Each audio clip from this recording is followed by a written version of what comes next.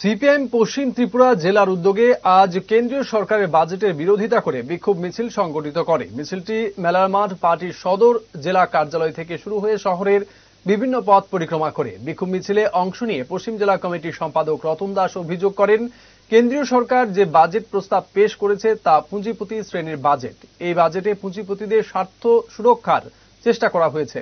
এই বাজেটকে সাধারণ মানুষের স্বার্থ বিরোধী বাজেট বলে তিনি আখ্যায়িত করেন। কেন্দ্রীয় সরকারের এই জনবিরোধী বাজেটের প্রতিবাদে রাজ্যের সমস্ত অংশের জনগণকে আন্দোলন গড়ে তোলার আহ্বান জানান তিনি।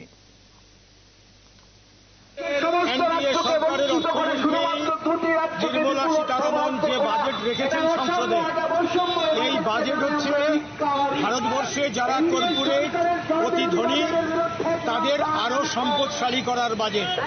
এই বাজেটে বেকারি বাড়বে, জিনিসপত্রের দাম বাড়বে।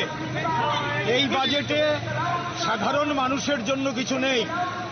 সব ক্ষেত্রেই দেখা যাচ্ছে কোনো না কোনোভাবে অপকৌশলে যারা ধনিক শ্রেণী তাদের মুনাফা বাড়ানোর বাজেট হচ্ছে এটা। অতএব এই বাজেট জনবিরোধী, এই বাজেট আমরা মানছি না। এই বাজেটের বিরুদ্ধে আমরা সিপিআইএম আজকে গোটা রাজ্যে আগরতলা শহরে আমরা প্রতিবাদ জানাচ্ছি।